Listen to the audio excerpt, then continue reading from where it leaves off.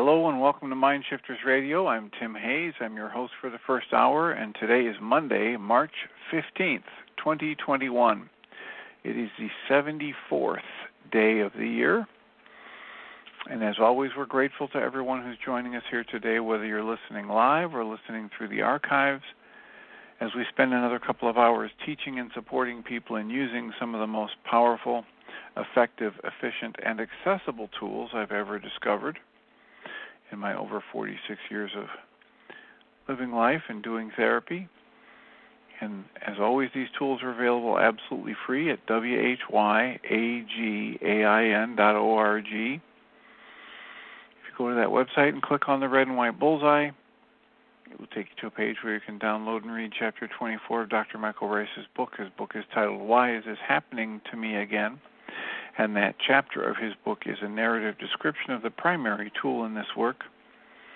That tool is called the Reality Management Wake-Up Sheet or Worksheet process, and it's a tool I've been using to great effect for the past 17 or so years to improve the quality of my life by managing my emotions and turning any negative emotional state instantly into an infallible guidance system. So if you are interested in a tool that can improve your relationships, can improve your handling, managing, processing emotions, it's available absolutely free. Also, the tool itself is available free. You can download it off that web page from a simple click on a PDF file. You can download a whole host of audio files of shows just like this one, where people have called in and been stepped through that worksheet process. You can go to your app store and type in the 3 words Heartland Aramaic Forgiveness and get, when you see the glowing heart icon, click on it and download a completely free and private app that will give you access to that tool, an abbreviated version of that tool, and a copy of the Dragon Klingon game, which is a wonderful way to introduce those tools to even younger audiences. And we hope you do that. We hope you do that soon and often, and that it raises questions for you that we might be able to assist you with, and you give us a call at 563-999-3581. And when you do that, I'll put a little question mark by your phone number, and I'll click it on it and announce you by your area code. And we've also agreed to do the Course in Miracles workbook lessons this year, and since today is Monday, March 15th, it's the 74th day of the year, and so Lesson 74, in way of Course in Miracles, says there is no will but the Creator's. There is no will but God's. There is no will but the creation's will. And the commentary reads, the idea for today can be regarded as the central thought toward which all our exercises are directed. The Creator is the only, and the Creator's will is the only will. When you have recognized this, you will have recognized that your will is the same as all of creation's will. The belief that conflict is possible has gone. Peace has replaced the strange idea that you were torn by conflicting goals. As an expression of the will of the creation, you have no goal but that of creation. There is great peace in today's idea, and the exercises for today are directed towards finding it. The idea itself is wholly true. Therefore, it cannot give rise to illusions. Without illusions, conflict is impossible. Let us try to recognize this day and experience the peace that this recognition brings. Begin the longer practice periods by repeating these thoughts several times, slowly and with firm determination to understand what they mean and to hold them in your mind. There is no will but God's. I cannot be in conflict. Then repeat several minutes in spend several minutes in adding some related thoughts, such as, I am at peace, nothing can disturb me, my will is the Creator's will, my will and the Creator's will are one, the Creator wills peace for its offspring. And then during this introductory phase, be sure to deal quickly with any conflict thoughts that may cross your mind. Tell yourself immediately, there is no will but the Creator's. These conflict thoughts are meaningless. If there is one conflict area that seems particularly difficult to resolve, single it out for special consideration. Think about it briefly and very specifically. Identify the particular person or persons in the situation or situations that are involved. And then tell yourself, there is no will but the Creator's. I share it with the Creator. My conflicts about, fill in the blank, cannot be real. After you have cleared your mind in this way, close your eyes and try to experience the peace to which your reality entitles you. Sink into it and feel it closing around you. There may be some temptation to mistake these attempts for withdrawal, but the difference is easily detected. If you are succeeding, you will feel a deep sense of joy and an increased alertness, rather than a feeling of drowsiness and enervation. Joy characterizes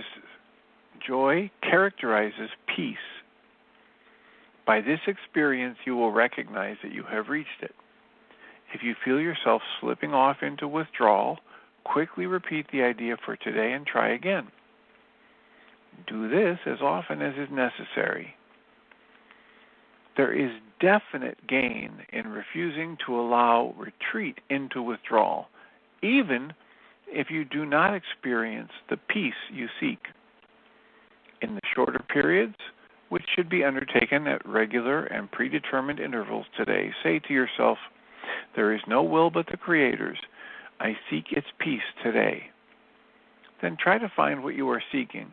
A minute or two every half an hour, with eyes closed if possible, would be well spent on this today. And we've agreed to go through the Course in Miracles experiment by Pam Grout, and lesson 74 in that book is titled, Effort is Overrated. Sir Arthur Conan Doyle is quoted at the beginning of that chapter saying, "Excellent," I cried. "Elementary," said he.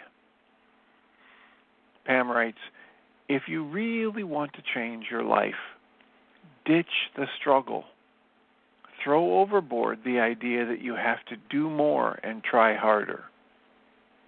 Lesson 74, there is no will but love, encourages me to give up conflict and rest in a deep sense of joy and increased alertness. It tells me this peaceful, joyful way of being is my natural state. It assures me that any time I perceive a problem, I'm at odds with how the Source sees me.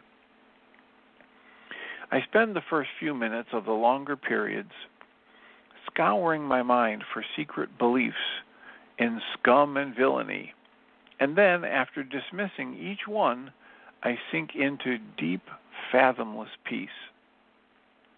I'm also asked to watch my mind today and quickly deal with any thought of conflict. Should one arise, I'm instructed to tell myself immediately, there is no will but love. This conflict thought is meaningless. Because our beliefs are so powerful, literally sculpting our lives on a moment-by-moment basis, we must play whack-a-mole with any thought that's less than peaceful. I like to use my Staples Easy button. This 3-inch red button, when pressed, repeats, "That was easy." I take it to all my play shops where I tell everyone I know that it's one of my favorite mantras and most treasured beliefs. Today, I say good riddance to every conflict. If one comes up, I simply hit my button, remind myself it's not real, and whack it with the words, "smooth and easy." So that's the Course in Miracles lesson for today. It's easy. There is no will but love's. There is no will but the Creator's. And I am at peace. I could choose to be at peace. I could choose to be in the space where nothing can disturb me.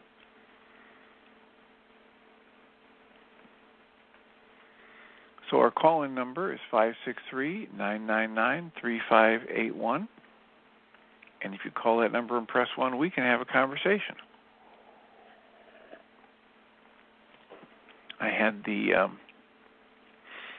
delight of having somebody send me a rather lengthy email with questions that are deep. And so I thought I would begin with that since no hands are up. This person writes, in the workbook of the Course in Miracles, there is the approach to remind myself of right-minded thoughts. A right-minded thought might be, quote, I am not upset for the reason I think, close quotes. Or, quote, only God's plan for salvation will work, close quotes. And to do that whenever I have a negative thought regarding someone else. I direct my mind energy to this right-minded thoughts. And there is the other way, which is to welcome my feelings, which is the Sedona method, to feel my feelings all the way through to their completion, which comes from the 15 Commitments for Conscious Leadership, or to inquire it with the RAIN method by Jonathan Faust, just to mention a few of those techniques that I like. When I have a negative emotion, I ask myself, should I dive deep into it, or should I shift my mind energy to a right-minded thought? Sometimes I do one, sometimes I do the other. Perhaps it's a good thing to follow my intuition. When I shift my mind to a right-minded thought when I'm triggered, I often feel a relief. But I also think sometimes that was too quick. This felt too easy. I've not really felt this feeling. Maybe I'm repressing or dissociating my feelings. When I go deep into my feelings with the other tools I mentioned, I think, wow, this is so tough. It feels so hopeless. I hope I don't get stuck. And when it gets too tough, I distract myself by thinking a right-minded thought. I do a walk. I talk on the phone with someone. But sometimes I have a success story and the feelings shift and I feel much better. I'm really interested in your thoughts. So, few of us on this call, if they were honest, would be able to say they haven't bounced back and forth between these approaches and questions.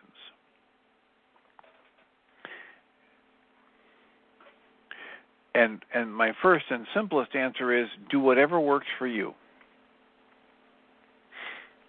Because this is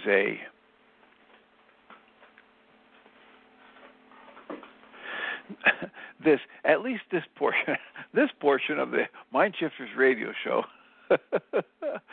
is a solution-focused, is a practically focused, results-oriented approach to these tools, and whichever tools that we're using. This is just, it's the way I was raised, it's the series of jobs I got into.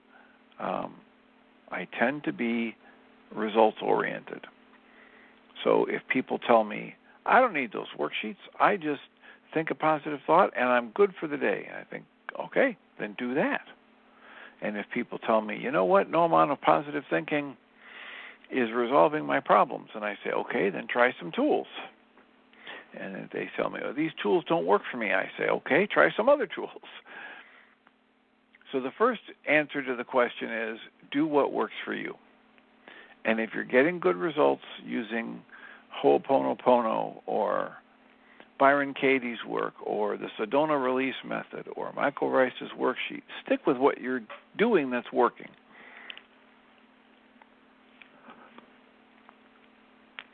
I've had a whole series of friends and acquaintances and patients over the years who have had one set of experiences after another. And they land on Dr. Michael Ryce's work, and it's life-changing. And a year or two later, they say it's not working for them anymore. So they go off to the Course in Miracles, and they do the entire Course in Miracles lessons. And they refuse to skip a day. And then they do it again. And then all of a sudden, that's not working for them. So they jump over to the Ascended Masters teachings, and the search usually goes on forever. And as long as they're jumping to something that gives them some relief for a period of time, I say, okay, if that's what you want to do, go do that. The second level of answer is that what I find most beneficial in my own personal work is using a combination of both reminding myself of the truth that comes in every worksheet process that Michael Ryce puts out. The truth is, your true nature is the energy of love, the energy of creation expressing in form. And any positive thought that reaffirms that essential nature and puts you into conscious awareness with it is a really good use of your mind energy in any moment. That's one prong of a two-prong approach. And the second prong of that two-prong approach is whenever a negative emotional state arises and it doesn't immediately resolve when I try to shift my energy,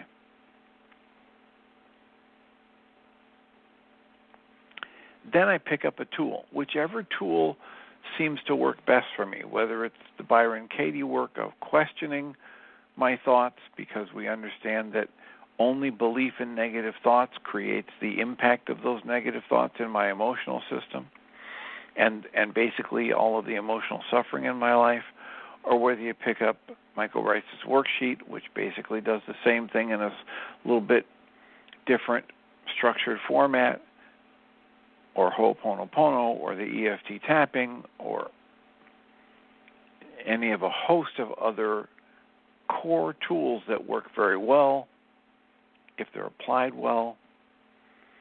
So I'm doing two things. I'm reminding myself of the positive nature of my experience in creation, and I'm using a specific tool to help me understand and dismantle the negative impact of my errant thoughts.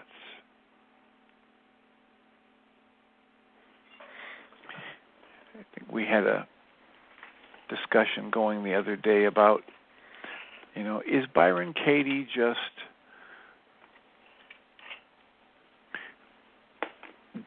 doing the premature positive thinking? Is she just trying to throw positive thoughts at everything and there's nothing to that? And I remembered that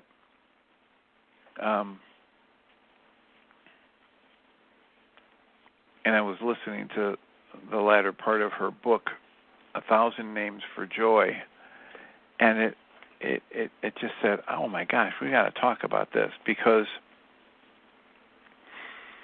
she talks about how she had this awakening experience in February of 1986.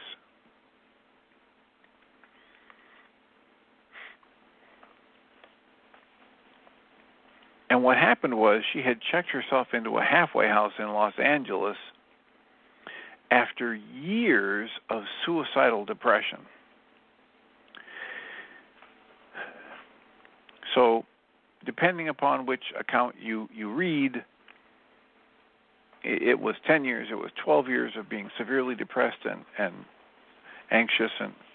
But here's in her book, in her own words, I fell in love with myself one morning in February of 1986. I had checked myself into a halfway house in Los Angeles after years of suicidal depression. So this is not somebody who's in denial about her negative thoughts. She spent years in suicidal depression. But what happened was she had an awakening. She had an aha moment where she had fallen asleep, and when she woke up, she did not see the world in quite the same way.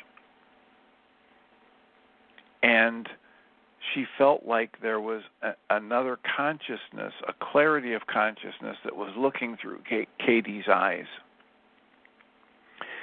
And she felt like it had never been there before, and that everything she was looking at was brand new, and she felt delighted, and laughter welled up in her. And so her entire perception had shifted. But as it moves on in the book and she talks about it, she circles back to that and talks about how after she woke up, after that experience in the halfway house for that depression, suicidal depression, and she would have negative thoughts come at her, relentless negative thoughts that she would have to do the process with over and over and over again. Thousands, she mentions.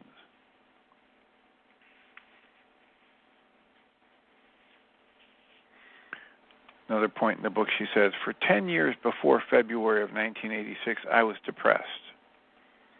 For the last 2, I was so deeply depressed that I could barely leave my bedroom. Every day I longed to die. Simple things like brushing her teeth and showering. She couldn't see the reason for doing or have the energy for doing. But as she goes through, she cycles back to that and she says, thousands of negative thoughts needed to be addressed with the inquiry. Is this true? Can I absolutely know it's true? What do I feel like? How does it affect me when I believe it's true?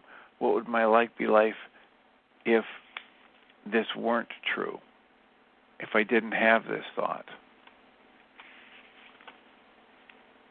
So it isn't just a one and done situation. She's still, as she talks about in the current moment, she has worked at this to the point where these days the negative thoughts arise and the inquiry begins instantaneously with it. So she feels, she sees, she has the experience of the negative thoughts and the negative emotions, and then almost instantaneously she brings in this well-practiced questioning inquiry, deep level inquiry to question the authenticity of the knowledge in the thought. At one point in the book, she talks about Socrates and saying, he who says he knows doesn't know. And she talks about that is the same as her inquiry. When I understand how little I actually know and understand, now I'm in that space of living in the questioning. And it's possible for me to access wisdom from that place. but she says it in various ways all through the book. Nobody has more access to wisdom than anybody else. And I would offer, nobody possesses wisdom. Each and every one of us has access to wisdom, and yet none of us can possess it. It can't be possessed. It can be accessed, and it can be acted upon, but it is not something that is a thing to be possessed.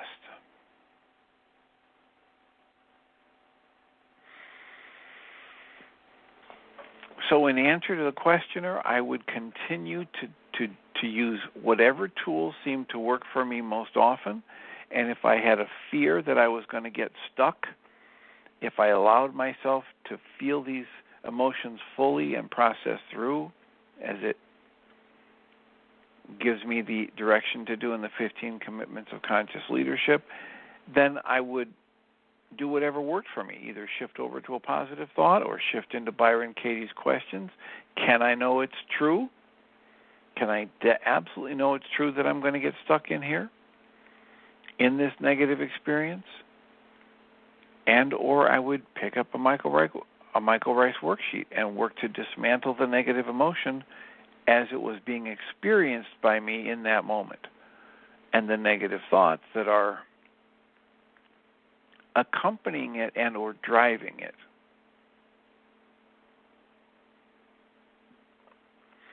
So we've got about a half an hour left. Our call-in number is 563-999-3581. If you call that number and press 1, we can have a conversation. How can we support you? And as soon as I said that, I thought, oh, there's somebody else who sent me an email with questions. I should look that up.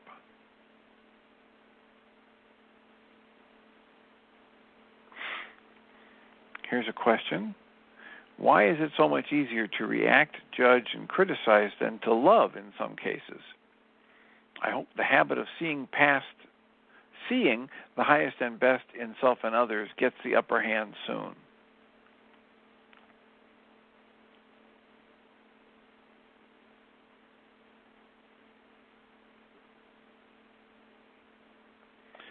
And then a little light, Pam Grout releases us from having to do the Course in Miracles lessons exactly as spelled out in the workbook. What she said was similar to something that you, Dr. Tim, said on Friday's show, which is that my thinking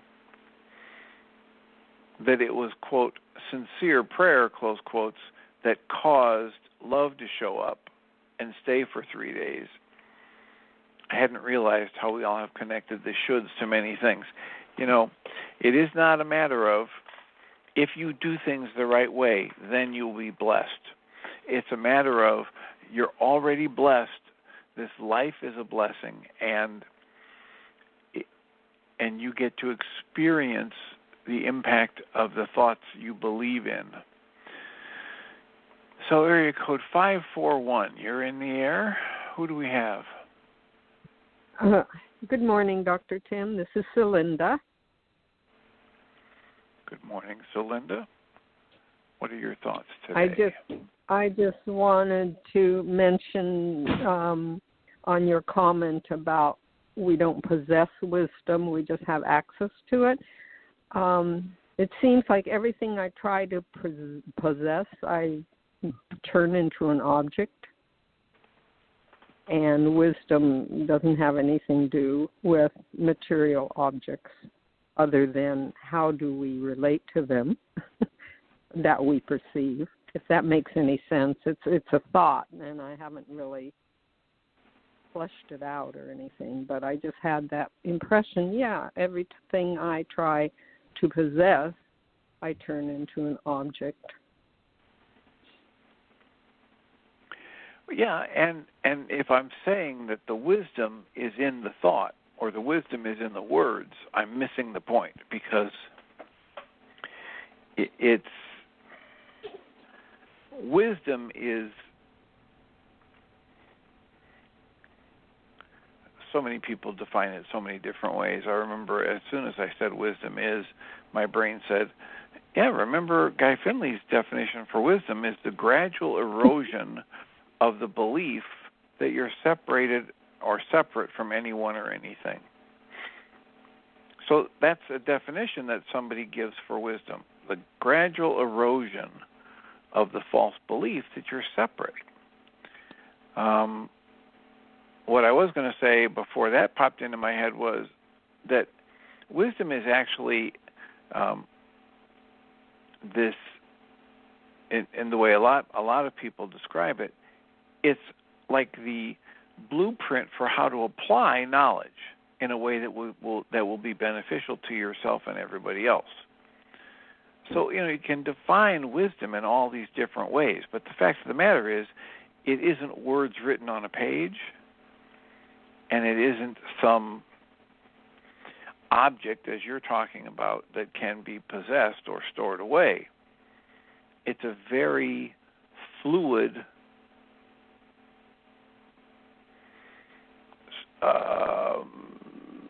I don't know what words. It's the application of knowledge in a way that's beneficial to self and others.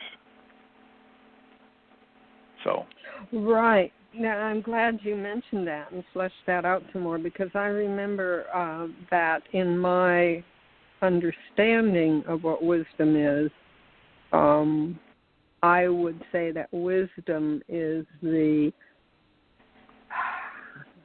co-creative result of understanding plus knowledge, and I don't consider understanding knowledge. That's a lot of words. The co-creating result of understanding plus knowledge. I know, and that's before I could chunk it down to something very simple. So maybe you can chunk it down for me. It's exactly like you can't have wisdom without the wholeness of what wisdom involves, and sometimes we just seem to come at it from the pieces, but we need the whole enchilada, and we can't have the whole enchilada. That's the paradox. That would be possession, right?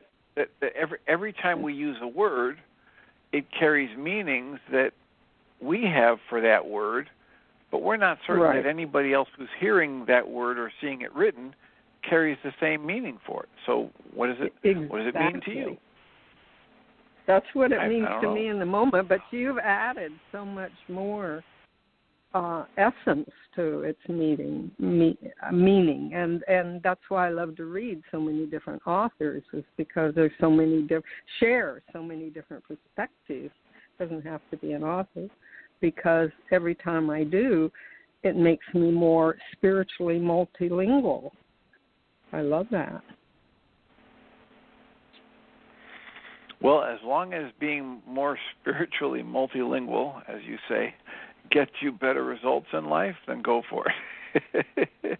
But to come back to being results-oriented, one of the things that just popped into my head is something Guy Finley says. He says, we become master seminar attendees. Right? We are just absolutely great at becoming spiritually multilingual. And yet, when life brings us something we don't want, we have a heart attack trying to figure out who we're supposed to be today in this situation so that other people will like us or so that we'll get results that we want. And so, if becoming spiritually multilingual means I'm going to get a gold star as a seminar attendee, as a master seminar attendee, if that's what I want, go for it. But if I want results and I'm not paying attention to the results I'm getting, I'm probably wasting time. Well, I do pay attention to the results because I've always felt that the proof is in the pudding and the research is in the field. And the field is practice and finding outcomes. What is the outcome? It's kind of Byron Katie's approach in a way, as I perceive it. Got to do your field work.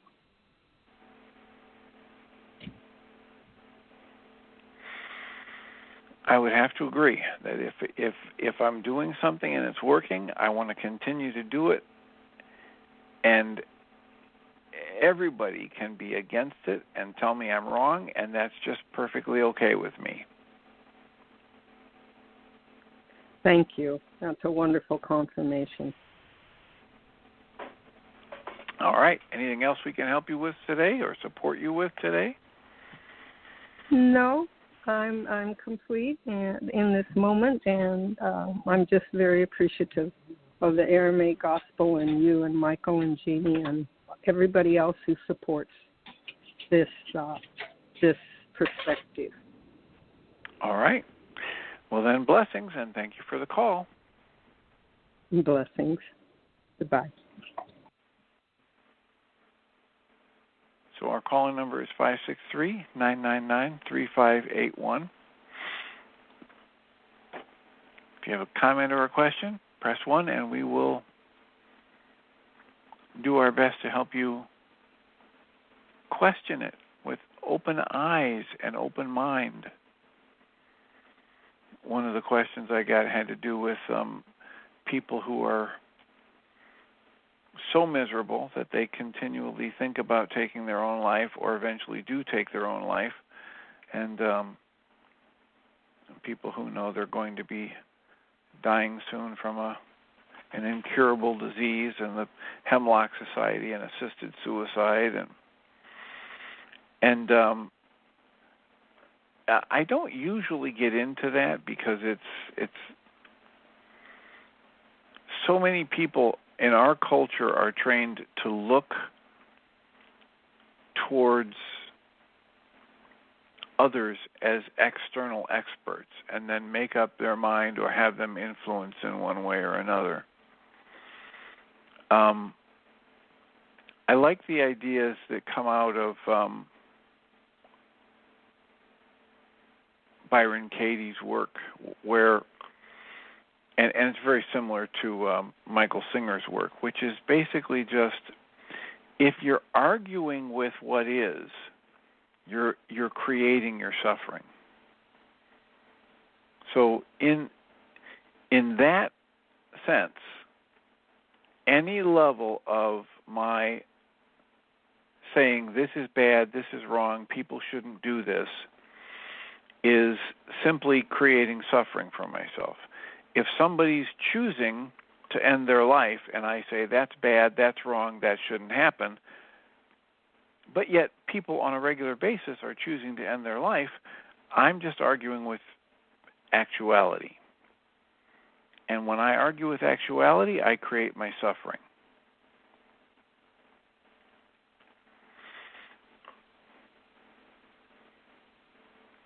And then people usually back up and say, well, but what would you do, if you had this bone cancer that was incurable, and or any a host of physical disease processes by which people drop the body? And my answer for a long time now has been, I have no idea. Until I'm in the situation, I have no idea. And what anybody tells you they would do is a fantasy. Nobody knows until they're in that situation. That's just been my experience, that we do not know until we're there. And so if I tell you, well, if that happened to me, I would just, that's a fantasy. If you want to join me in that fantasy, go right ahead. If you want to call me on it, go right ahead. So I've often, come to say, when people have a really a real life decision that they're trying to make, and they're asking me not to make it for them, but to consider options so that they can make a more informed decision, I might go on to say, well, here's what I can tell you right now, based on what I know right now. Here's what I would hope I would do on a good day. If I was on the top of my game, etc., I'm hoping I would respond this way. But can I tell you what I would do if I were in that situation? Not truly, no. And one of the things that's brought so much, whatever level of peace that has been available to me in my life in the past 25 or 30 years, is that filter that says everybody's doing the best they can in each moment with whatever situations, whatever resources they have, and it's all going to work out in ways I could never imagine with this, what Michael Ryce would call this 9-bit mind. So every time the day goes in a direction that's different than what I think it should go, I do my best to take a breath and start asking myself a series of questions that help me explore watching life unfold and looking for the blessings, looking for the ways it's going to turn out better than I ever could have imagined, because it always does. And then in that simple process, I end up doing more of what Michael Singer and Byron Katie would call us to do, which is finding the part of our mind that wants to argue with the truth of what is and seeing the futility of it, seeing the negative effects. So area code 484, you're in the air. I believe this is Ellen. Yes, it is. Hi, Dr. Tim. Hello, Ellen. Welcome.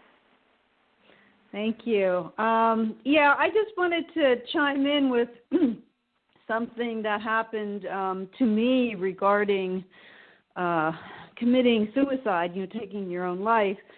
Because, I've been there in this life where I went through a period where, I really didn't want to live. But I knew that I would not be able to take my own life. However, last summer, I had an experience, and this happened to me just a few days after I had to make the decision to have my cat put to sleep. And this was, of all the pets I've ever had, just my most beloved, and she was with me for over 20 years. But it was time, and I knew I had to make the decision, and it was so extremely difficult for me to do. But I knew I had to do it for her. And a few days later, I was given the vision of myself having committed suicide, and I knew it. As soon as I received it, it was like I knew I had actually done this. I saw exactly how I had done it. And in fact, a few days later, I actually experienced the physical impact of the way that I had committed suicide. But it so floored me because I thought, especially based on what I went through earlier in my life, that that's something I never could have done. And it so rocked my world. Like, it devastated me. And then it was like 2 or 3 days later, I picked up a different Byron Katie book that I have, and I just opened it to a paragraph that said, if my daughter decided to commit suicide, and I thought, oh my goodness, I would know that was the best thing she could have ever done for herself. And it was like, wow. It was like I had been feeling so guilty and so just horrible about myself once I realized what I had done to myself. Like, how could I do that to myself? How could I do that to myself? And then I read these words from Byron Katie, and it was like the get out of free jail, the get out of jail free card. It was just like, I saw it, and then I was like, well, yeah, I kind of like had that realization about my cat, like she wasn't suffering, you know, and it was really the kindest thing I could have done for her. I wasn't doing anything horrible to her. I was releasing her. And so I just wanted to just confirm what you were saying about you just never know. And so anyway, in the book, Byron Katie said that when someone is in that much mental torture, it truly is the best thing they can do for themselves, to take themselves out of that mental torture by committing suicide. So we really, you know, should never judge because we don't know. Like you said, until you're in the experience, you don't know what you're going to do, and you're not going to know what is the best thing for you, because you can look from the outside all you want, but until you're in that experience, you can never know.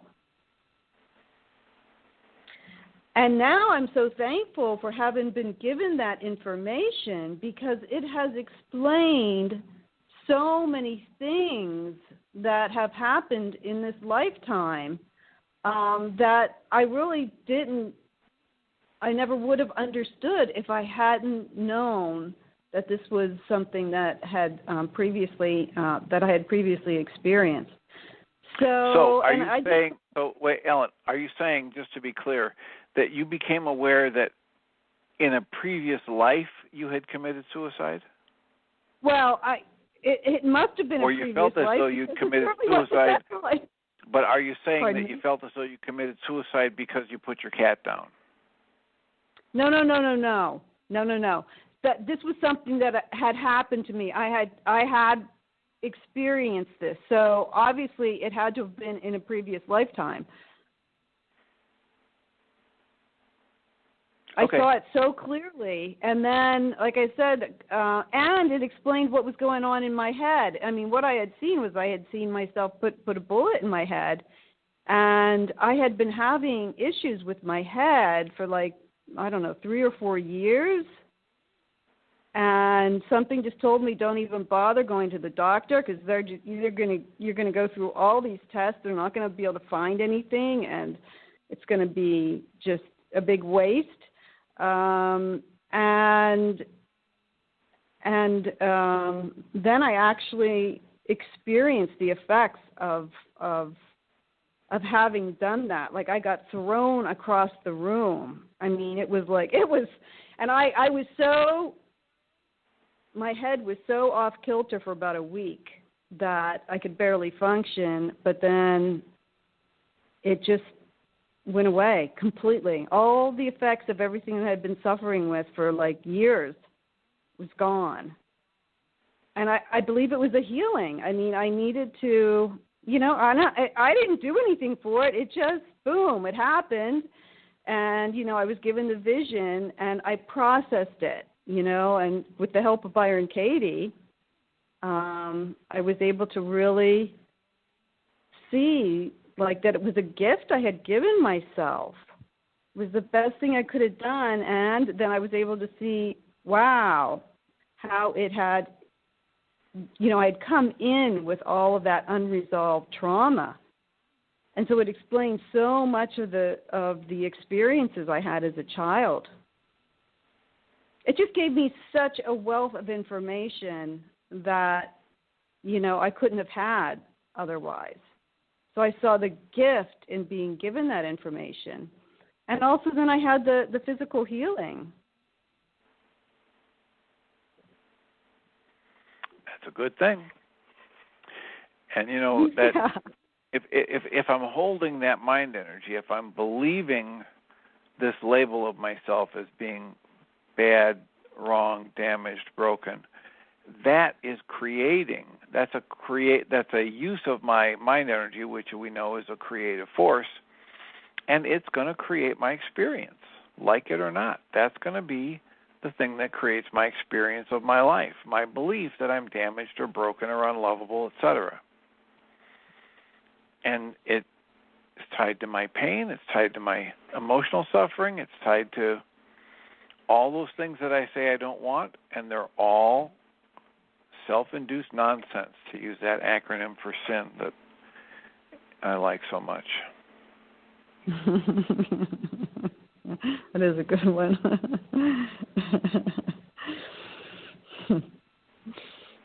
So yeah, I used to have this belief that, that really was a sin, like to commit suicide. It was like the worst thing you could possibly ever do. And now I have a completely different take on it. Well, and the way I read Byron Katie's work is not that she's judging that you should commit suicide if you're unhappy, is that she's saying if people end up doing it,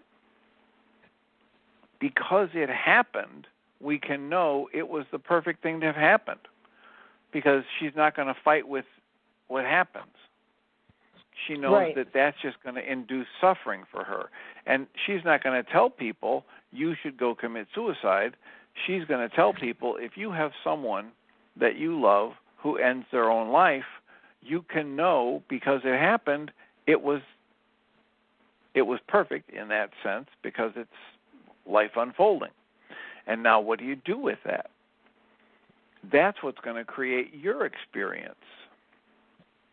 So it's very similar to the Michael Singer work and what we can accomplish if we apply the Reality Management Worksheet process, or what we can accomplish if we apply the Byron Katie questioning, which is we can take the suffering that we are creating and eliminate it. Because we become aware of how we're creating the suffering, and we can change our thoughts around it, or we can see, this is one of the things she says, we don't change our thoughts. They change when we realize their true nature. But as long as we're believing them and pouring mind energy into them, that's not really the phrase she uses, but combining Michael Ryce's work with hers, as long as I'm pouring mind energy into my belief in this thought's going to have that impact on me. It's going to be creating a certain impact on me and experience of emotions, etc. Right. And that's what I experienced at first when I realized what I had done. I thought it was so wrong, and I immediately was, oh my goodness, just having a horrible experience, with those thoughts. And then, a couple of days later when I opened up her book and read what I read, and I took a completely different view, she gave me a completely different view of it, and it was like, oh, wow. So there it is, it was the way I was looking at it was really the only problem.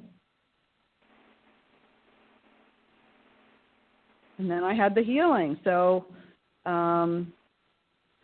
it was perfect. Yeah, that's her observation about our lives, that we can look at all of it as though it's perfect. And how can we know it's perfect? Because it's happened. And if it's about to happen and it doesn't seem life-affirming and respectful, then we can take whatever action we have available to us to correct it, to change it. But if it's already happened, we can't change it, even if it was, 4 seconds ago. And so we can know, okay, all of the suffering we're going to create based on this is unnecessary suffering. Right.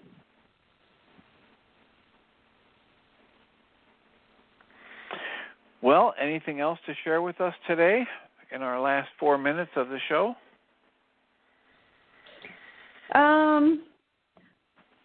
Just that, I think today's Course in Miracles lesson is one of my all-time favorites. I mean, I use this one probably more than, there's a few that I use a lot.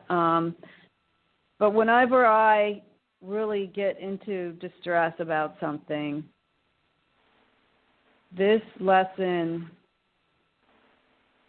really helps me. I've used it when, my cats have gone missing, and it helps me to realize that, the only problem is that I'm thinking that, first of all, that they're missing, that they shouldn't be exactly where they're at, and that it's God's will for them to be wherever they're at, having whatever experience they're having. And, who am I to say that, to be in control of their experiences, just so that, I have some peace of mind over it. Yeah. Yeah. Just so you have some sense of control. Yeah, and I've been able to totally let go of all that distress. What a difference from how it used to be when my cats would go missing. And I would be up all night because I would be just, panicking practically. And now this last summer when it happened, and I just kept telling myself, this is God's will. There is no will but God's. And I was able to have, I was able to sleep peacefully. And so this particular lesson it's just so wonderful. All right. Well, thank you so much for sharing with us your comments and your questions. I'm going to mute you so we can do our switch over to the second hour of MindShifter Radio. But thanks again for the call, Ellen. Sure. Thank you, Doc. And I'll remind us all that we come from love. We're made of this stuff we call love. We actually are love, and everything else is false. Welcome, Jeannie Ryce. Thank you, Dr. Tim. And I just came in about the last 25 minutes, so good conversation. Thank you. And I will send you a text about tomorrow's show, and I wish you have a fabulous show. Okay, awesome. Thank you.